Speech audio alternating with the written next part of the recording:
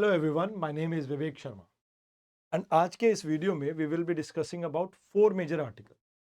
पहले आर्टिकल में हम बात करेंगे एग्रीकल्चर डाइवर्सिफिकेशन के बारे में। सेकेंड आर्टिकल में कोल प्लांट्स की फ्लेक्सिबिलिटी के बारे में बात करेंगे। देन हम डिस्कस करेंगे फर्टिलाइजर सेक्टर के अंदर जो प्रॉब्लम आ रही है फिलहाल बिकॉज ऑफ वॉर, उसके बारे में। एंड लास्ट में हम ग्लेशियर मेल्टिंग के बारे में डिस्कस करेंगे। तो अभी सुप्रीम कोर्ट के अंदर एक केस पहुंचता है जहां पे कहा जाता है कि भाई इंडिया के अंदर हमें क्रॉप डाइवर्सिफिकेशन के ऊपर फोकस करना चाहिए, क्योंकि वीट और पैडी से अगर हम पल्सेस पे शिफ्ट नहीं करें तो नॉर्थ इंडिया के अंदर बहुत प्रॉब्लम आ सकती है। कोर्ट ने कहा कि भाई ग्राउंड लेवल पे कहीं ना कहीं अप्रोच के अंदर चेंज आना चाहिए।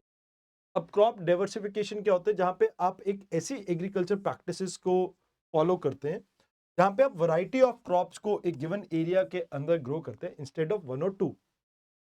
ये आपकी एक्सपैंड करता है रेंज ऑफ क्रॉप जो आप कल्टीवेट कर सकते हैं, जिससे आपकी जो डिपेंडेंसी है एक क्रॉप के ऊपर वो रिड्यूस होती है, प्रोडक्शन इंक्रीज करती है एंड साथ के साथ ये आपकी इनकम को भी स्टेबलाइज करती है। अब जैसे वीट है, वीट के साथ आप अगर जैसे लेट्स से पल्सेस ग्रो करते हैं या ऑयल सीड वेजिटेबल या मिलेट्स को ग्रो करते हैं और पैडी को आप नहीं ग्रो करते, तो इससे काफी डाइवर्सिफिकेशन आ सकते हैं आपके क्रॉप के अंदर। अब क्योंकि आपकी जो पल्सेस है ये 90 से 120 दिन के अंदर तैयार हो जाते हैं, तो इनकी ड्यूरेशन भी काफी कम है। बट इसके अलावा भी इसमें कुछ एडवांटेजेस हैं। जैसे अगर हम बात करें, अभी जो प्रॉब्लम हमारे सामने आ रही है कि भाई सॉइल के अंदर से न्यूट्रिशन पूरी तरह से निकल जा रहे हैं, बिकॉज हम एक ही क्रॉप को बार बार उगा रहे हैं। इवन जो पंजाब एंड हरियाणा है, यहाँ पे वाटर टेबल ड्रॉप कर रहा है बिकॉज राइस की कल्टीवेशन की वजह से। एंड इन केस कई बार ऐसा होता है जब बम्पर प्रोडक्शन हो जाती है एक ही क्रॉप की, तो ओवरऑल प्राइसेस भी क्रैश कर जाते हैं और पेस्ट अटैक के चांसेस भी यहाँ पे इंक्रीज हो जाते हैं। तो कहते हैं कि पल्सेस को हम प्रमोट कर तो रहे, जैसे तूर, मसूर, उड़द, इन दालों के ऊपर हमारा फोकस है। ये नाइट्रोजन फिक्सेशन करते हैं, तो नाइट्रोजन की रिक्वायरमेंट सॉइल के अंदर कम हो जाएगी, मतलब केमिकल पेस्टिसाइड्स आपको यूज कम करने पड़ेंगे। मिशन और आत्मनिर्भर इन पल्सेस की अगर बात की जाए, तो गवर्नमेंट का फोकस ये है कि भाई हम 100% प्रिक्योरमेंट करेंगे पल्सेस का इन पीडीएस स्कीम के अंडर। एंड मोर ओवर यहाँ पे राइस फैलो मैनेजमेंट के ऊपर भी हमारा फोकस है कि millions of hectare of area हमारा खाली पड़ा है, तो राइस हार्वेस्टिंग वहां पे कर सकते हैं शॉर्ट ड्यूरेशन के लिए, और पल्सेस की भी कर सकते हैं और शॉर्ट ड्यूरेशन। तो ये केस किसान महापंचायत ने किया था। वैसे यहाँ पे पेडी वीट मोनोकल्चर को आइडेंटिफाई किया गया कि नॉर्थ इंडिया में सबसे बड़ी एक प्रॉब्लम है। कहते हैं कि भी इंसेंटिव नहीं है, एमएसपी के अंदर प्रिक्योरमेंट सिर्फ और सिर्फ राइस और वीट की होती है। इस वजह से भी लोगों का फोकस इसके ऊपर रहता है।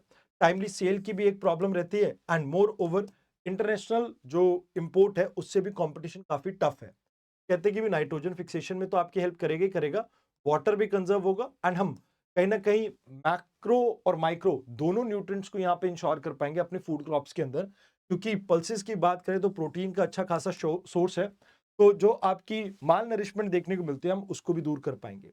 तो एक्सपर्ट्स कमेटी हमें यहाँ पे फॉर्म करनी चाहिए जो कि ग्राउंड रूट पे या ग्राउंड रूट लेवल पे आपके काम करे, ग्रास रूट लेवल पे भी। एंड मोर ओवर एमएसपी को हमें रेशनलाइज करने की जरूरत है, इंपोर्ट को कहीं ना कहीं रिकैलिब्रेट करने की यहाँ पे आपको जरूरत पड़ेगी। आइए बात करते हैं सेकंड आर्टिकल की। देखिए, इंडिया के अंदर इंस्टॉल्ड कैपेसिटी रिन्यूएबल एनर्जी की 51 पॉइंट कुछ 5% के आसपास पहुंच गई है। रिन्यूएबल एनर्जी मतलब एक ऐसी एनर्जी जो लाइक ऐसे सोर्स से आ रही है जो कभी खत्म नहीं होता। तो कहा जा रहा है कि भाई देखो, ये तो एक अच्छी बात है, बट इसके साथ एम्बर और आपकी सेंट्रल इलेक्ट्रिसिटी अथॉरिटी ने एक अभी रिपोर्ट हाईलाइट की है। कहते हैं कि भाई हमारी जो अभी प्रोडक्शन है रिन्यूएबल एनर्जी की 262 गीगावाट के आसपास पहुंच चुकी है, बट अभी भी हम पूरी तरह से अपने जो सोलर एनर्जी है उसको यूटिलाइज नहीं कर पा रहे हैं। तो कहते हैं कि भाई देखो, रिन्यूएबल एनर्जी की बात करें तो तकरीबन 260-70 गीगावाट के आसपास है। 66% इसमें आपकी सोलर एनर्जी से ही आ रही है। बट प्रॉब्लम क्या है, ग्रिड के अंदर कंजेशन। अब प्रॉब्लम इसमें यह आती है कि भाई जो आपका थर्मल पावर प्लांट है, ये मिनिमम टेक्निकल लोड से ऑपरेट करते हैं जो कि 55% के आसपास है। अब ये इससे नीचे जाते नहीं। अब डे टाइम में जब आपकी सोलर एनर्जी से हम इलेक्ट्रिसिटी जनरेट कर रहे हैं, तो उस समय ये लोड आपका कम नहीं हो पाता। कहते हैं कि भाई बॉयलर डैमेज हो जाएगा, यूनिट की जो आपकी लाइफ है वो कम हो जाएगी। तो इस वजह से अब इतना हमारे पास इंफ्रास्ट्रक्चर नहीं है कि हम दोनों इलेक्ट्रिसिटी को एक साथ ट्रेवल करवा सके। तो कहा जा रहा है कि आप जो रूम नहीं बन पा रहा है वो एक सबसे बड़ी प्रॉब्लम है। तो लगभग 14 लाख घरों को जो बिजली हम साल भर दे सकते थे, वो बिजली हमारी आज की डेट में वेस्ट हो रही है। तो इससे कंपनसेट करना पड़ता है कंपनीज को। तो 600-700 करोड़ के आसपास आपका वो भी यहाँ पे वेस्ट हो रहा है। एक तो आप एनर्जी जनरेट करके पैसा कमाते, अब यहाँ पे लॉसेस हो रहे हैं, तो वो एक बड़ी बात आ जाती है।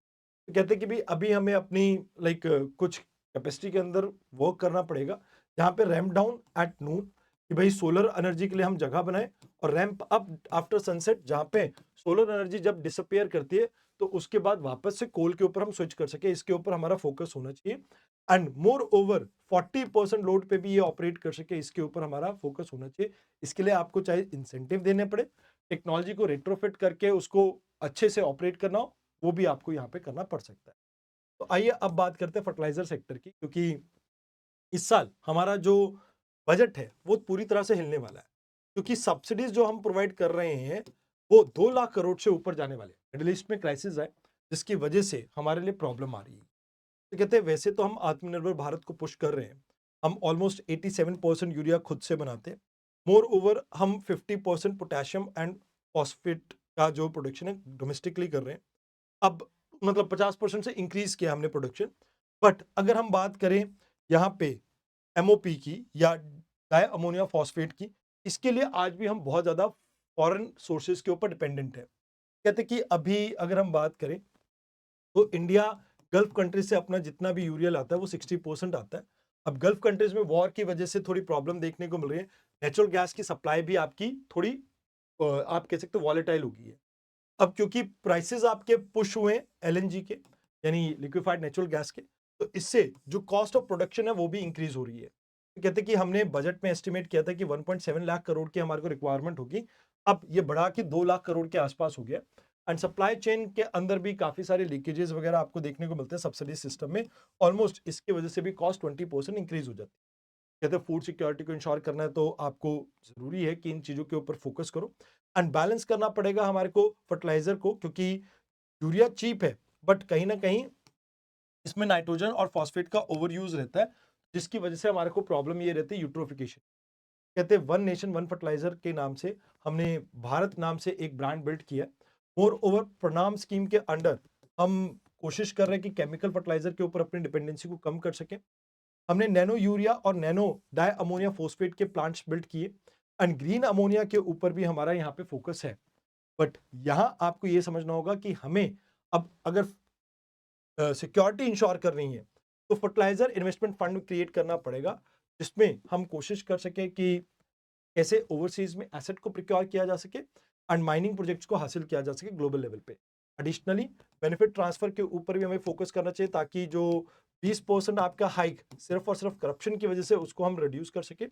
एडिशनली यहाँ पे हमें न्यूट्रेंट बेस्ड आपकी सब्सिडीज प्रोवाइड करनी चाहिए, ताकि रेशनलाइज कर सकें हम जो फर्टिलाइजर का यूज है उसको। अब बात करते हैं इसरो की एक रीसेंट रिपोर्ट की। तो इसरो ने अभी बताया कि भाई इन्होंने एक नेचुरल हजार्ड में एक डाटा पब्लिश किया था कि भी 2025 में जो एक फ्लैश फ्लड आपको विराली विलेज में देखने को मिला था, it was because of glacier lake outburst flood. अब ग्लेशियर लेक आउटबर्स्ट फ्लड क्या होता है, जैसे ये ग्लेशियर है, यहाँ पे आपका वो मेल्ट कर गया, और एक यहाँ पर आप कह सकते हो मोरेन एग्जिस्ट करता था, यानी आप ये कह सकते हो कि एक तरह का पत्थर का एक डैम बना हुआ था नेचुरल, जो कि इस पानी को होल्ड करता था।